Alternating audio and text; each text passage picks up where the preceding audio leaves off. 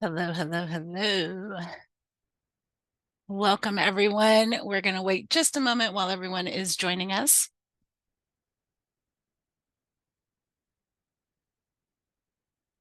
This webinar does not begin until 3. We just now hit 3 o'clock. I'll give it just another moment. I see more people trickling in. Very good.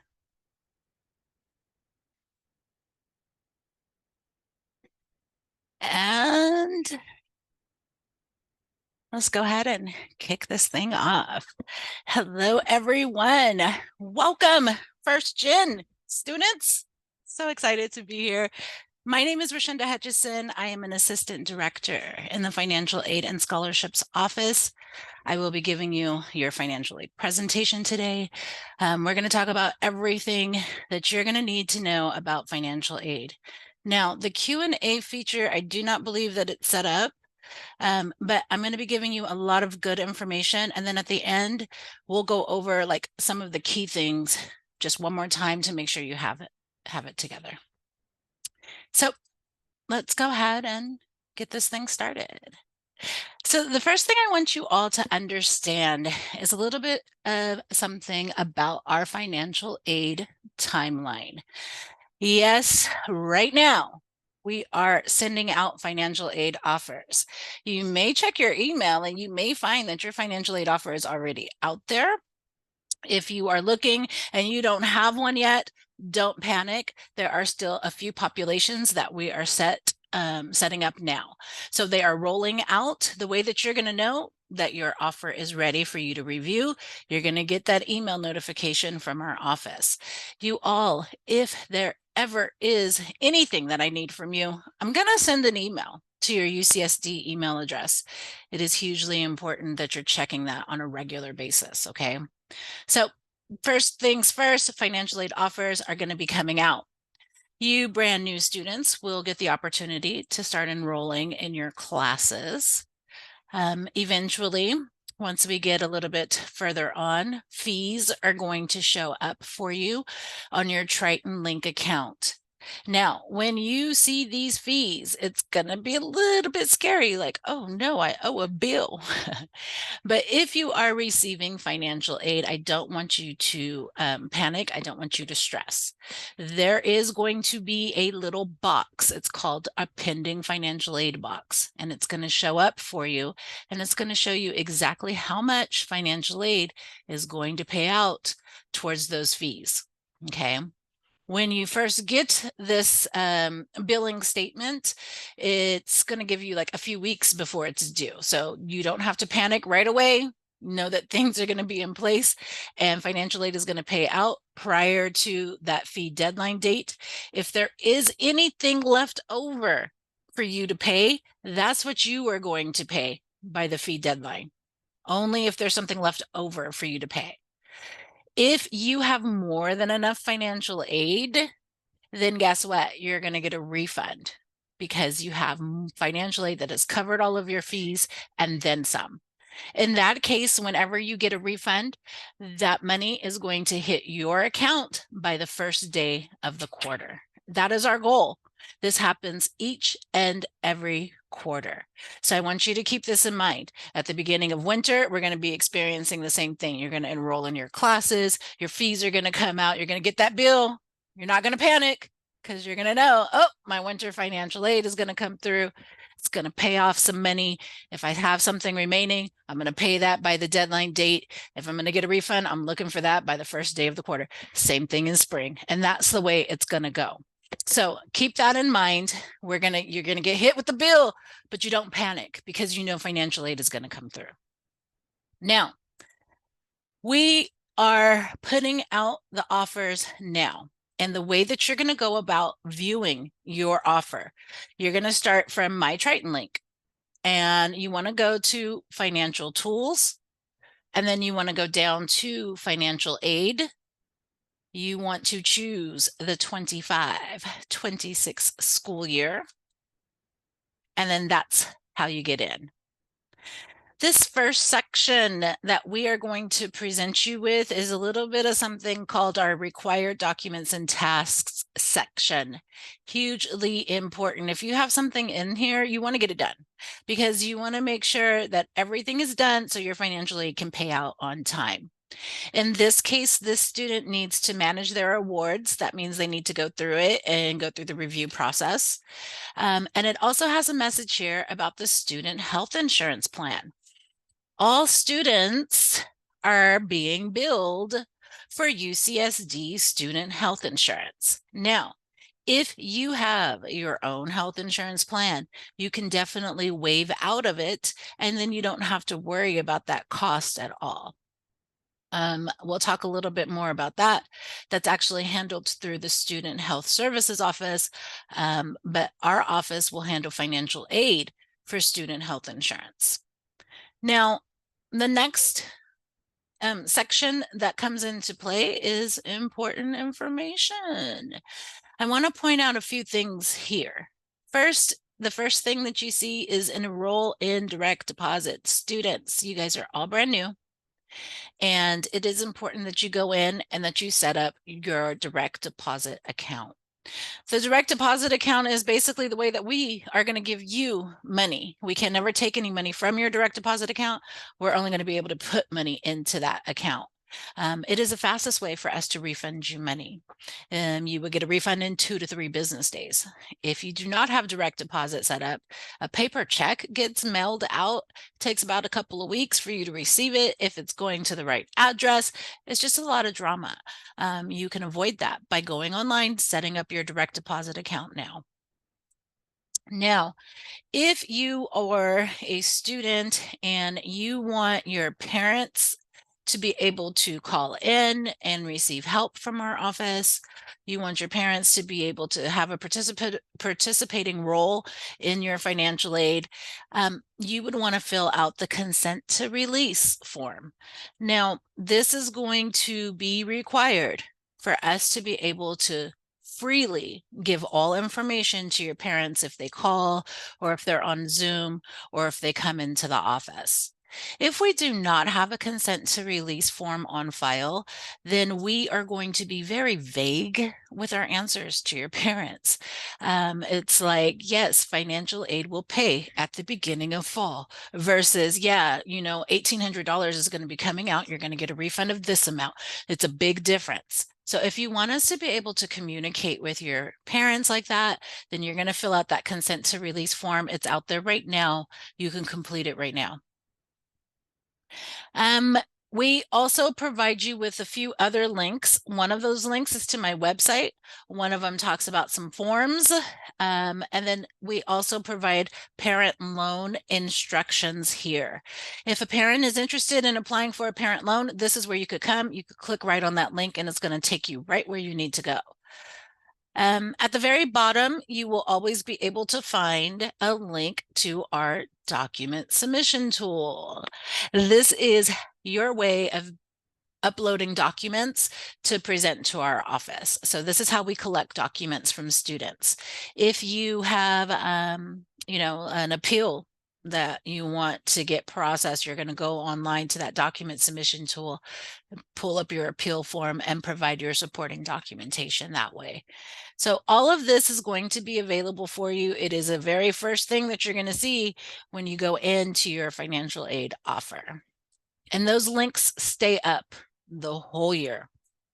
Now, the next thing you're going to see is this lovely little blurb about your housing status. We have set this student's financial aid offer up and their housing status is set to living on campus. If this has changed and they're like, oh no, really, I'm going to be living with my parent instead, you can submit a ticket and we will go online and we will update your housing status and update your financial aid. You will get a revised financial aid offer that shows you the changes on that. So if this is the situation that you're coming across, like, oh no, you guys have it set for on campus, I'm really going to be with parent instead, or I'm going to be living off campus instead, then you can submit this ticket and we'll make those adjustments. To do so, you're going to say that this is about financial aid. So for financial aid and scholarships, and it's related to your financial aid offer. And then you're going to say it's a housing status validation. I want to validate my housing. And we will take that information, give us some time, but we will make those adjustments. You'll get that new email to let you know those changes have gone through. And we do want to make the right housing status. We do want to set that up correctly for the year, because it is going to change the cost of attendance that we're looking at and the cost of attendance that we're using. So very important, students, pay attention to the housing status we have you set as, and make sure that we have you set with the right one.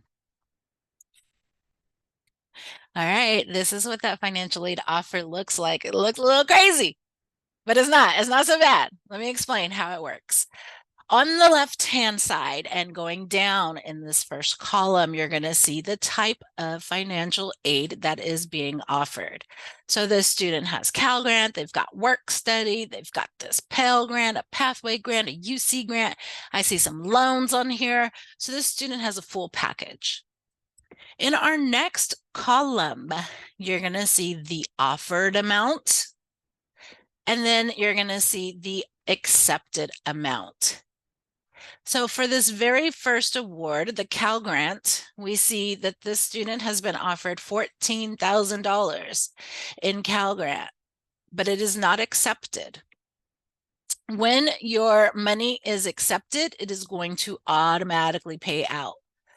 Students, if you are coming across and you're looking at your financial aid offer and you see your Cal Grant is showing a status of unconfirmed, do not worry. We are going through, we are updating the roster with the California Student Aid Commission. And then once it comes back to us with your name on the roster, we go through and automatically confirm this award for you. You will see that this is going to flip to an accepted amount of $14,000 once that process is complete. So it's something we haven't even started sending out our roster information just yet. It's a little bit too early. So that's why you all are going to see this unconfirmed status for just a moment. It will flip automatically once we start reporting roster information. Once you all enroll in classes and we know how many units you're in, like that's when we're going to start reporting this information to them. That's when you're going to notice this is going to flip for you automatically to confirmed. Now, there are some things, and you'll notice the grants, they're always going to be automatically accepted for you. There are some things that are not going to be accepted, and that's because you have to make the choice of what you want to do. So we have a work study. The student needs to decide, are you going to be working while you're here on campus? Did you want to work or not? You're going to accept or decline. Same thing with student loans. If you are interested in taking out a student loan, you're going to accept or decline that loan. If you're like, oh my goodness, they're offering me $3,500 in loan, but I only need about $2,000, you can accept a lesser amount. You don't have to accept the whole amount that's out there for you. Now, as we progress during the school year, you're already seeing the breakdown.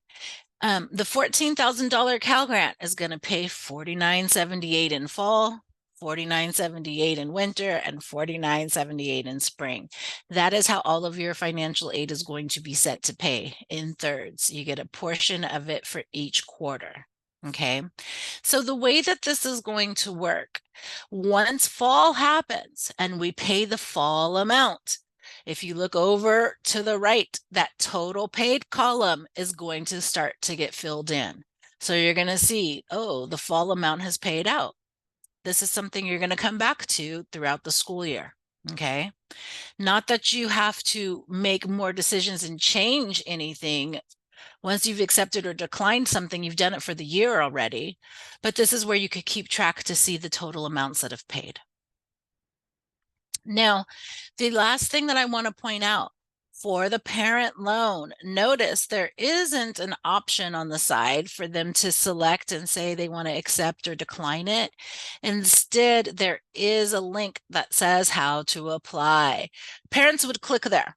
because that's going to take them to the parent loan application online. Now, the parent loan is going to be based on credit, so their credit has to get approved for them to be able to get that loan. And so that's the process that they'll go through by clicking on that link. But this is pretty much the name of the game. Each of you will have your financial aid offer. It's going to be based on what you're eligible for.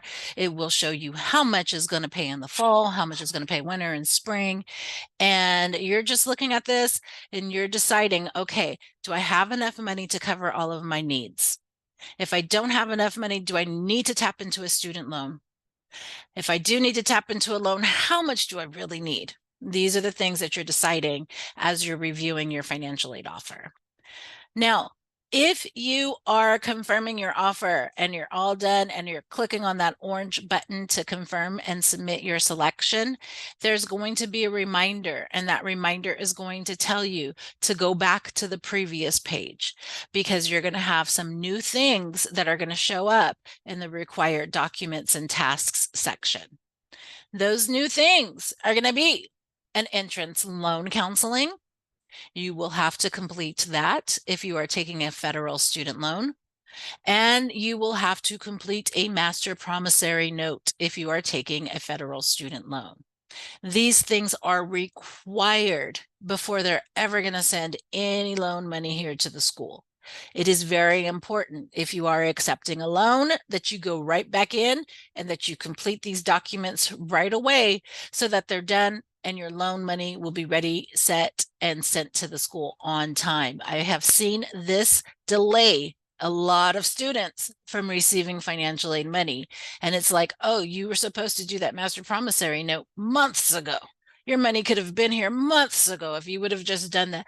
These are those two important documents that you have to do in order for your loans to pay. Okay. Now, once you do them, you're good. The master promissory note lasts for 10 years. So you're good.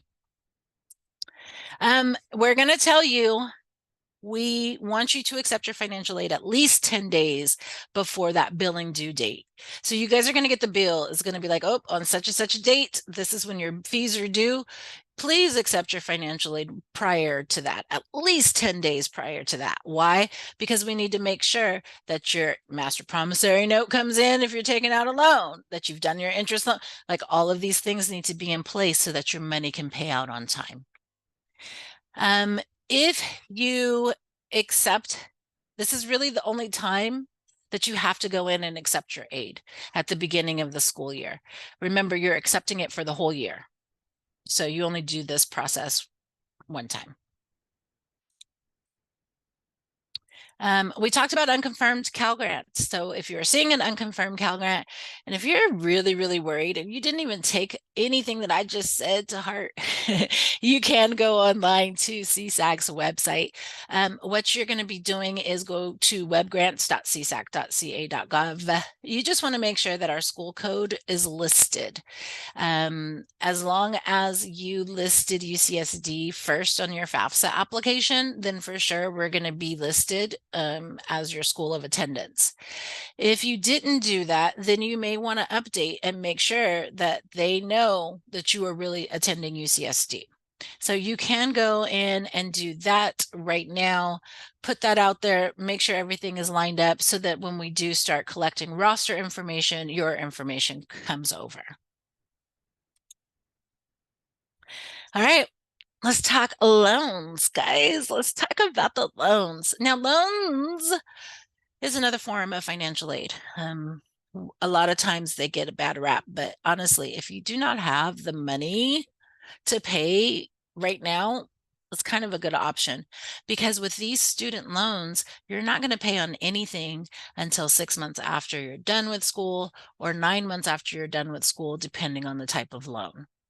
So for the federal loans, the two student loans that are going to be offered would be a subsidized loan or an unsubsidized loan. It may be and an unsubsidized loan. The subsidized loan has an interest rate at 6.39%, but the interest on this loan does not start until 6 months after you are done with school. So you have graduated, is 6 months later, that's when this loan is going to start to grow. Okay.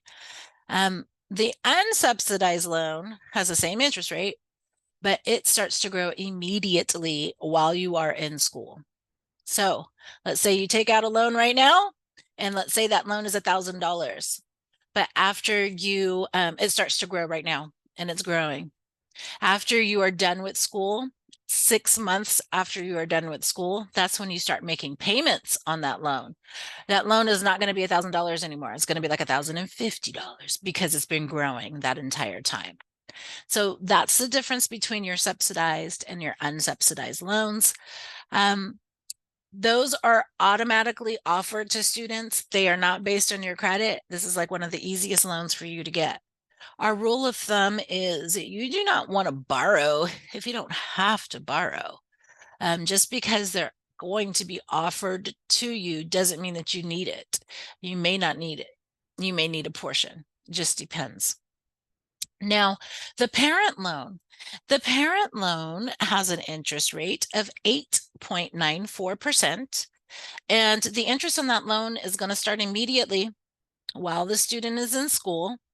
This one is based on parents' credit, so they have to get approved. And then they are also going to start making payments on this loan while the student is in school as well. So those are the main options that come from the FAFSA application from the federal government. We do have other loans. If you did a DREAM Act application, you may be offered a university loan and a DREAM loan. The university loan is one that comes straight from UCSD. It has a 5% interest rate, and the interest doesn't start until 9 months after you're done with school. That's also when you would start making payments on this loan.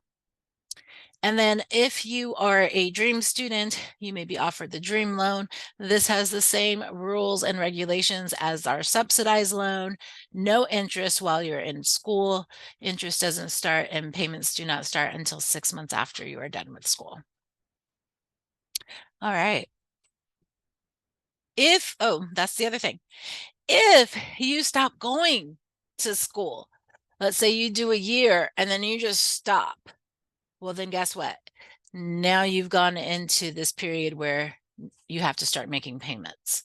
So it's either until you're done with school, graduated and done, or if you end up you're stopping your enrollment, you stop going to school, then your repayment period is going to come into play.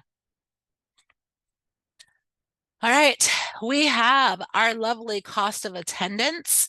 This is something that you can find on our website, but these are the things that I want you all to be considering. This is what you will be charged, and you want to make sure you have enough financially to cover these things so that you can attend school. Now, if you are a student that's going to be living with your parent, okay, you are going to be charged for tuition and fees. That would be $20,487. You don't get charged all of that all at once. No, we charge you a third of that in the fall, a third of that in the winter, and a third of that in the spring. Just like your financial aid pays a third, that's how your charges are going to come across as well. But if you're living with your parent, you just want to make sure you have enough money to cover your tuition and fees, and you're good. That is what the school is going to be billing you for. Now, these other things that you see on the cost of attendance, this books and transportation and personal expense, these are things that we include in the budget so that we can award you the most financial aid possible. But these are not things that we're going to be billing you for. Nobody's billing you for personal expenses. We're not billing you for transportation expenses, but we are going to bill you for your tuition and fees, right? So that's the one thing you want to make sure you have enough financial aid to cover your fees, your tuition and fees. Now, if you are living off campus, it is the same thing. You're only going to be charged for your tuition and fees, but you also want to be thinking, how much do I need for rent for 9 months while I'm here in school? And so that's where you're going to want to make sure you have enough financial aid set up to cover rent for 9 months, as well as tuition and fees. So you kind of want to be doing that math in your head. you students that are going to be living on campus. We put this figure here, but this figure is an actual estimate. Your true housing cost is going to be based on your housing contract and what you've actually chosen. You may choose to live in a single, a double, or triple.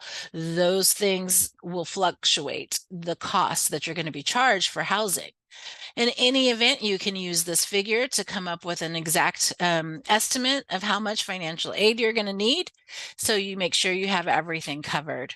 For example, my students that are living on campus, yes, you're going to be charged your $20,000 for your tuition and fees, as well as housing. Housing contracts, the way you set that up, students, you can set it up to pay everything all at once at the beginning of the quarter, but that's crazy.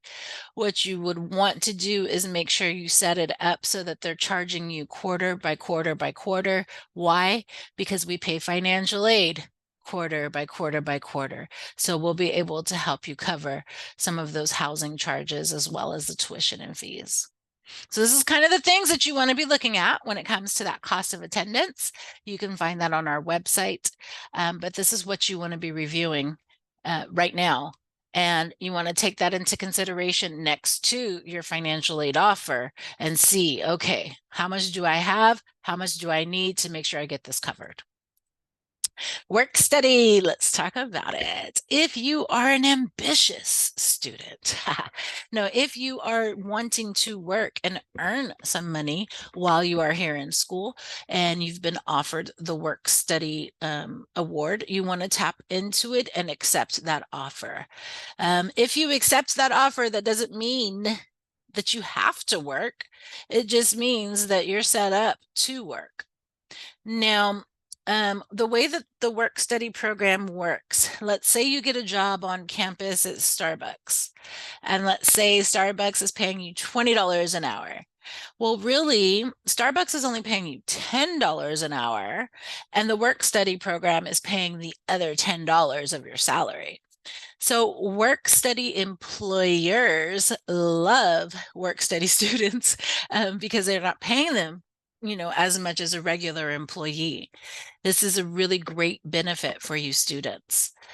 Now, the other thing that's really cool about work study is that we know that you're a student. And the very first thing that comes into play is what? Your education.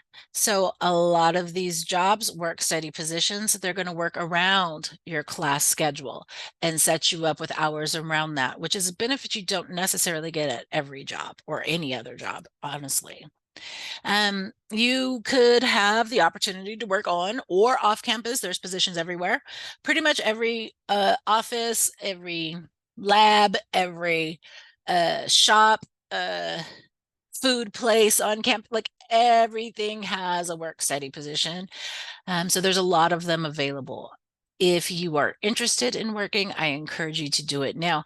Studies have shown that students that tap into work study and they start this process in college, they are far more successful in life in the future. Why? Because they have managed learning how to be successful in school while working, and then they're taking those skills on with them in the future. I do encourage you, if you want to tap into it, accept that offer, but first, fill it out. We are on a quarter basis, so the quarters go by super fast. You want to make sure that you're able to manage your classes first. As long as you're able to manage your classes, yes, I could take on a job, then by golly, tap into these options. The way that you're going to apply is you got to go in through the Career Center's website. They have a lovely tool called Handshake. And you go into Handshake, you put all your resume type stuff information in there, and that's where you're going to do your job searching. You're going to filter it to say, I'm looking for work study positions, and it's going to show you all of the work study positions available. You do not have to do this process at the start of fall quarter. Like I said, you can fill it out in the fall quarter. Am I able to manage this? Okay, in the winter, I'll go ahead and I'll start applying for some work study. So this is how you would go about that. More information, If you want more information about it, you can already go online to their website and read up about work study. Now, work study is only going to be available to you if you see it on your financial aid offer. Okay. We talked about health insurance and how every student is going to be billed for health insurance. This is true. Student Health Services is the one who manages this process. Now, for you new incoming students, you have the opportunity to waive out of the health insurance. If you have your own health insurance, you fill out the waiver application with their office. This is open through September 14th, meaning bam, this is due September 14th. You have to complete the waiver on time or you miss it. There is a late waiver option, and that is like September 15th through the 20th. That's the last possible date ever to apply for the waiver. So you want to make sure I have my own health insurance. I don't want to be charged the school's health insurance. You have to go on and complete the waiver option. The way that it works for financial aid purposes, we wait and we hear from Student Health Services. All of these students are keeping the health insurance. All of these students have waived out of the health insurance. For the students that are keeping health insurance, we will offer you additional financial aid to help you cover the health insurance charge. Now, what does that look like for most students? We're just increasing a loan option to give you more loan money to cover these fees. Some students, you may receive a small grant to help, a little bit of free money to help out covering this health insurance fee. But again, we don't start this process of updating until a little bit later on after the quarter has started, because we're waiting to hear from Student Health Services who's keeping the health insurance and who's not keeping it. So more to come on that, and you will receive new email notifications. If your financial aid offer is adjusted, we'll be doing it automatically, so you don't have to call and check on it. You'll just get a new email notification and it'll say, hey, this was revised due to health insurance. There is another option. Let's say you had received some financial aid, but you don't have quite enough to finish covering the rest of your tuition and fees. You do have an option to do a straight cash payment plan. And this is something that is handled through Student Financial Solutions. You can visit sfs.ucsd.edu to sign up for this lovely payment plan. It is called the Triton Registration Installment Plan. Again, this is only for tuition and fees. So this is something that, let's say you have $1,500 remaining, your financial aid is covered everything for the quarter except for $1,500. You could go online and you can set up a payment arrangement. The way that it's going to work, in the first month, you're going to pay $500. Second month of the quarter, you'll pay another $500. And then the last month in the quarter, you'll pay another $500, and you'll complete paying off your tuition and fees for the quarter. If this is something that you're interested in, then you have to go and sign up for this ahead of time before the quarter begins, so that they can set you up with your payment arrangements and the dates that you'll be doing those 3 monthly payments. Keep in mind, each quarter is 3 months. So if this is something that you're interested in doing and you're looking at the whole year, I'm short, $4,500 for the year, you can definitely set up the trip payment plan for the whole year. That'll split it into 9 monthly payments. This is not a requirement. This is just an option for some people. Perhaps you don't want to take out a loan if you only owe $1,500. You know what I mean? And it's just easier for you to pay this way. So this is an option for you, the trip payment plan. Again, this is handled through Student Financial Solutions. I mentioned that it is only good for tuition and fees. So if you have a Cal Grant is already covering your tuition and fees. Any type of a remaining amount that you may have may be related like to housing charges or something. You can't set up TRIP for housing. TRIP is only for tuition and fees. I do want to talk to you about enrollment. Each and every quarter, you enroll in your units. Now, the main thing to consider is financial aid. We pay based on the number of units that you're enrolled in. We do not see waitlisted units. So if you are waitlisted on a class, and let's say you're number 4 on the wait list, and you're like, oh, I'm really going to get in this class, but maybe we already have paid financial aid, we're only going to pay for the units that we see you are actually enrolled in. Let's say you do get into that class, we'll go ahead and pay additional money for that, that extra class that you finally got into. But the key is this: we're only paying for units that you are enrolled in by the second Friday of every quarter. So that is the key. You got to be in your classes. You got to be in your units by the second Friday of each quarter. That's when we freeze it. Whatever you were in that day is what you're going to get paid at. If you are, oh no, I was still on the wait list and it's after that, sorry, I'm only paying for what you were in on the second Friday of the quarter. And that happens each and every quarter. Okay. Just to keep in mind, full-time for us, we're considered 12 or more units is full-time for a quarter. So you want to be full-time so that you can get the max amount of financial aid. We do this lovely thing called commencement of academic activity. This is something that we do each quarter as well. We do not take attendance here. So we do have to find a way to know that you started to attend your classes. That is how you are going to maintain keeping your financial aid dollars in place. So what that may look like, your professor at the very first day of class may give you a little survey, like complete this survey for financial aid. It'll be something probably really bogus. But by you doing that, that is allowing us and them to know the student was in attendance. And that's kind of what we're looking for. I cannot tell you how important it is to go to class within those first 2 weeks of class. It really matters, especially when it comes to financial aid. If we have requested this and they're not able to track your attendance at all, then guess what? We're going to be pulling back a portion of the financial aid that you may have received. So what does that look like? It's kind of ugly. It's an ugly situation. We paid you money. You may have gotten a refund, and now we're like, just kidding. You owe me this much money back. So you want to avoid that. The way to do that is to go to class.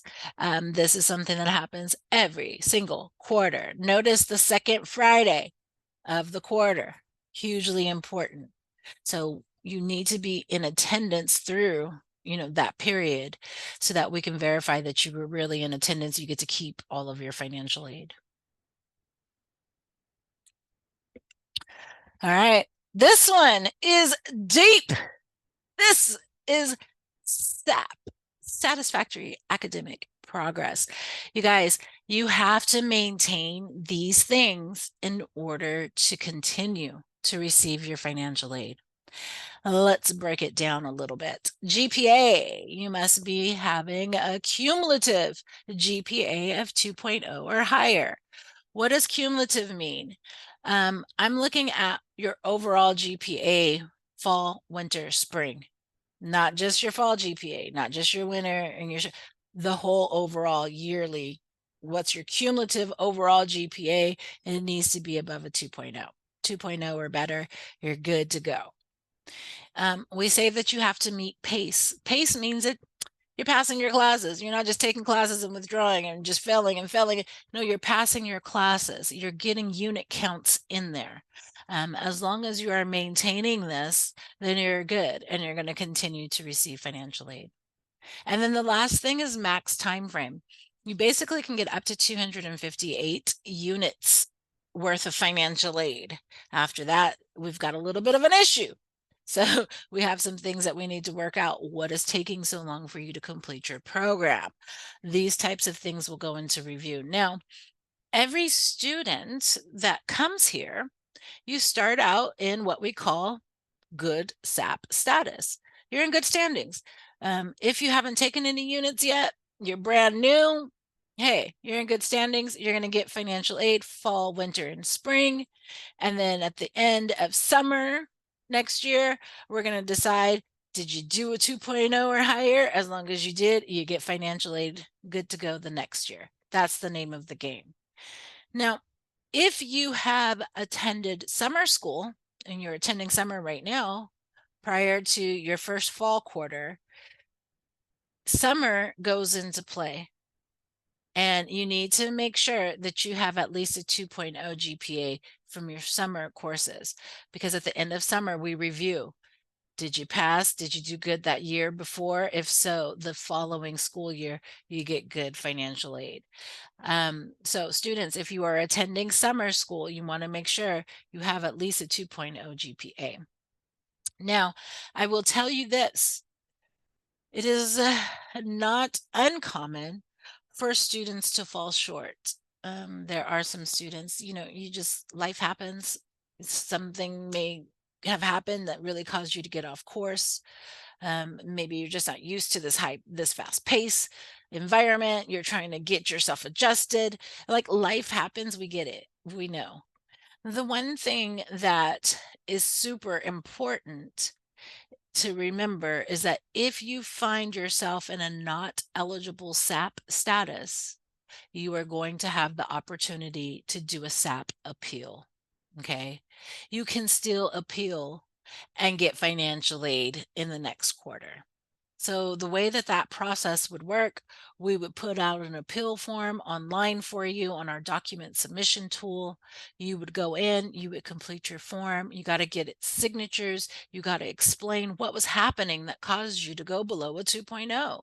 You need to let me know, hey, this is what was happening, but I'm good now. This is where I am right now. I'm getting tutoring. I have some help. I'm getting mental health therapy. Like all of these things are making me better. Like I need to know those things. And then as long as we can tell this student is going on the right track, we're going to approve that appeal.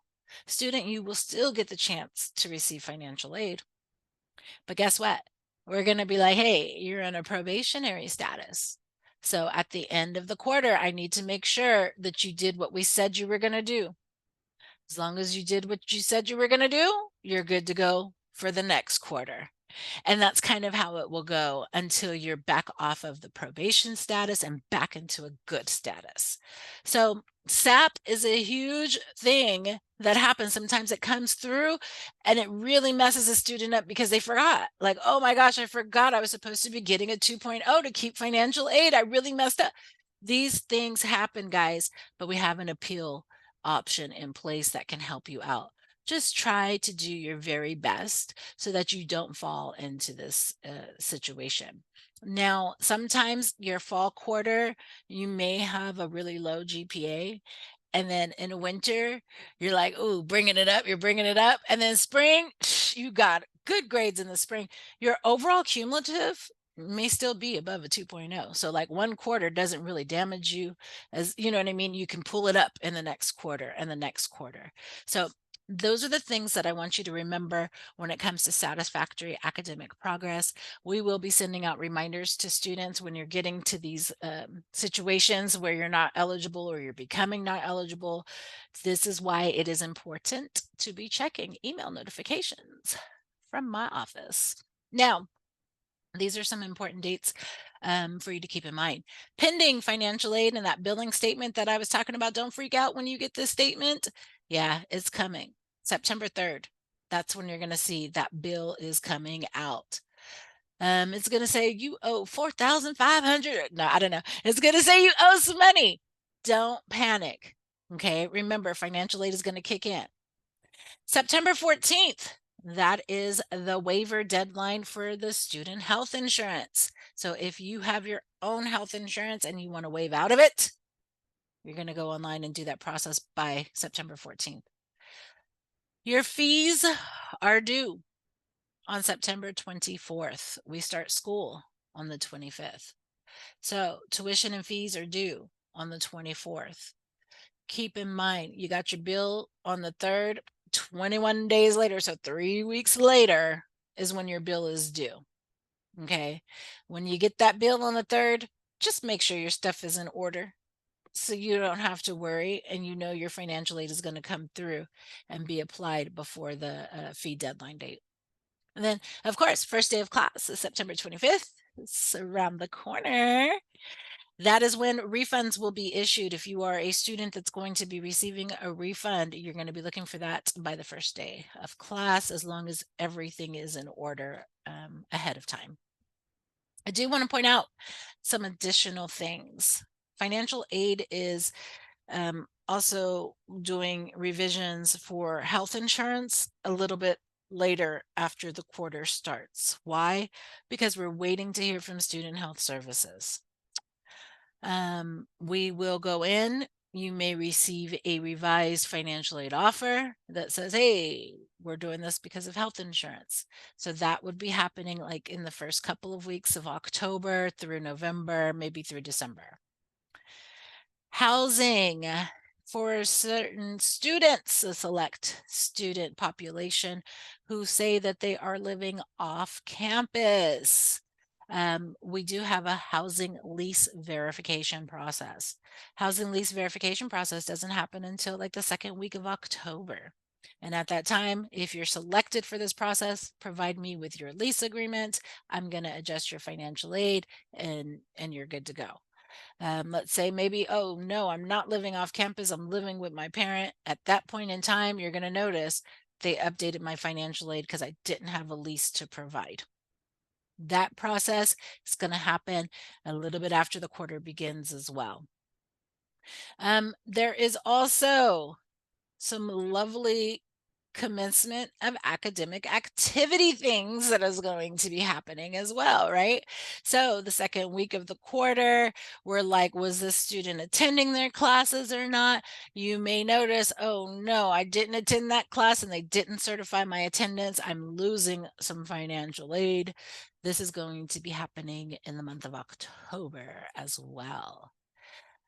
Middle class scholarship. This is scholarship money that comes from the state of California. It is given to us from the state. They decide who receives it.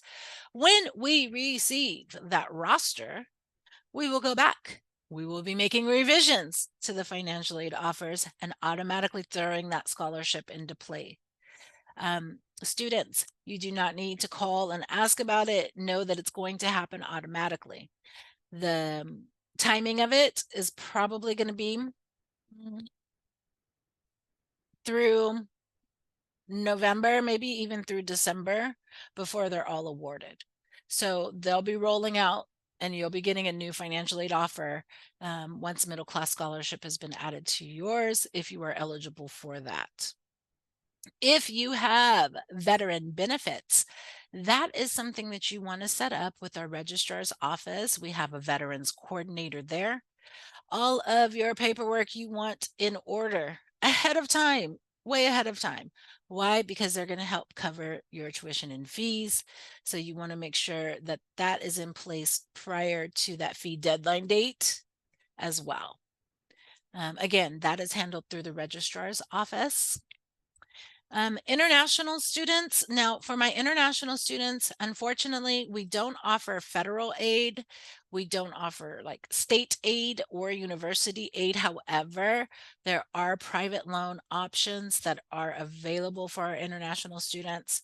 If you are looking for a loan option, you can definitely go to our website and click on loans and then go down to the private loans and say that you're an international student.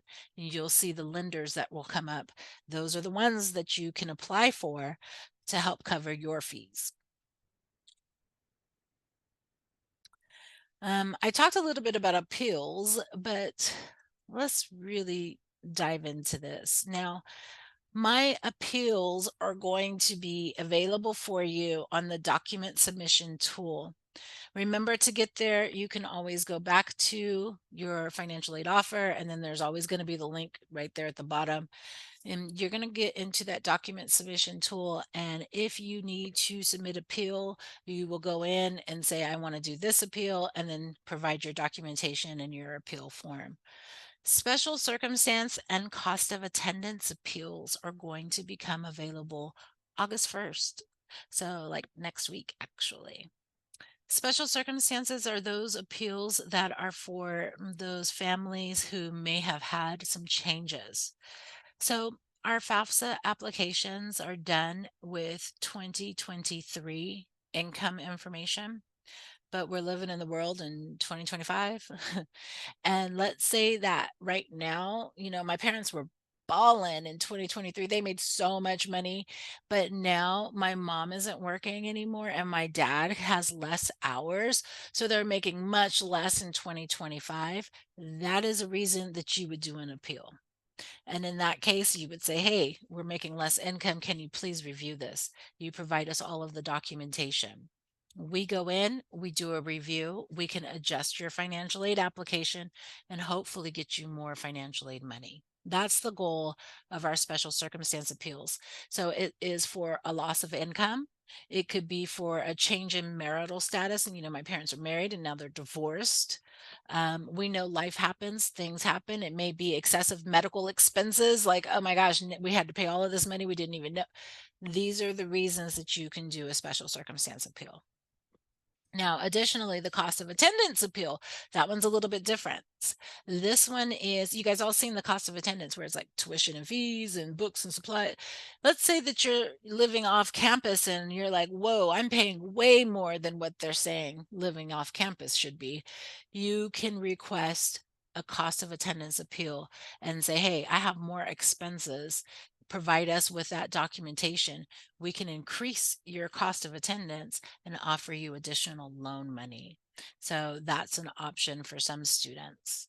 And then SAP appeals, hopefully you don't have to do this because you guys are all in good standings. But in the event that you need to do a satisfactory academic progress appeal, that will be available via the document submission tool as well.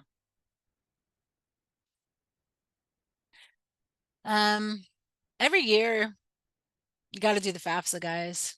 Sorry, it's the FAFSA or the DREAM Act application. One or the other needs to be completed every single year. Get into the habit of getting it done, okay? The 26-27 FAFSA is going to be coming out in October. So we got just a few months and then a brand new FAFSA application will be here and then it will be on you to get that completed before March. Okay. You don't have that much time. I tell my students often to like pick a holiday or something. I don't know, maybe every Halloween I sit down and I do my FAFSA application. Or maybe it's like on New Year's, because I'm at home with my family, we sit down together and we get this FAFSA application done.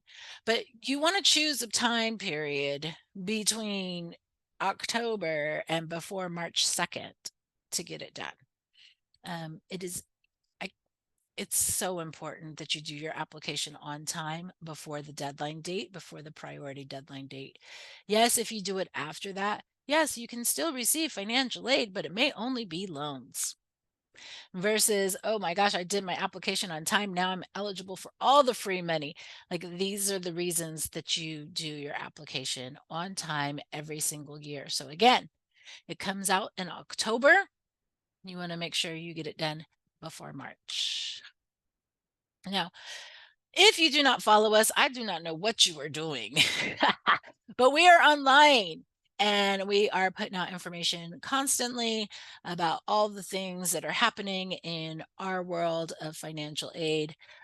Oftentimes we are talking about, there's a new scholarship for you to apply for, or we have a deadline coming up, or if you're enrolled, that freeze date is coming, guys. Or, hey, don't forget about commencement of academic activity. Make sure you get your attendance verified. Like we're putting out all of this information for you. We also do really cute, fun videos. So it's kind of fun to tune in. You can follow us right now. You don't have to wait. But definitely you want to do that so that you can tap into the most of what we have to offer from our office. If you have questions, I encourage you to go online to our website, to our contact us page. That's where you're going to find all of the ways to get in contact with us. We do have office hours available where you can walk into the office and see a counselor in person. We have virtual counseling available. You can log into Zoom and see a counselor via Zoom. Or if you like, you can definitely give us a phone call during our phone hours. We just ask that you choose one avenue to contact us instead of trying like all of the avenues, because that really backs us up. Right now, my office, we have like 13 counselors and like thousands of students. So we're serving a really huge population. We are doing our very best to help everyone, but just remember, it's a lot. And so just your patience, your grace is much appreciated. But yeah, I would just choose one service avenue and be like, okay, I'm going to just go on Zoom. That's the way that I get in contact with you. Can do that. There is another thing that you can do, and that is you can submit a service ticket. A service request ticket is like your way to email our office, and then we can get back to you that way as well. So those are the ways that you get in contact with us. We are super friendly in our office, so you can always stop by and visit. We don't mind that at all. Honestly, we're here to help you, and we want to make sure that you are getting all of your questions answered, you and your families, so that you know how this process is working, and make sure that the process is working the best way for you, that you're getting the best aid possible. That's what it's all about. I don't Let me just see if I can. I've seen some things come up in the chat. Oh, good. Good, Alex, thank you. And I don't think we have our Q&A on for any questions. I do see some hands being raised, but I don't know how to address it in this webinar. I apologize. I do hope that I've answered most of your questions. Again, if you have more questions, please reach out to our office. We're going to be available helping students throughout the summertime. We do have plenty of time before the fall quarter begins. So if you haven't received your financial aid offer yet, don't panic. More of them are coming out. I probably, just off the top of my head, can think of a population of like maybe 200 more students that we have over here to do, and maybe 100 more of it. So more are coming out. And I think we addressed everything. Yeah. Thank you so much for your time and your attention tonight. And yeah, have a great day. Thank you.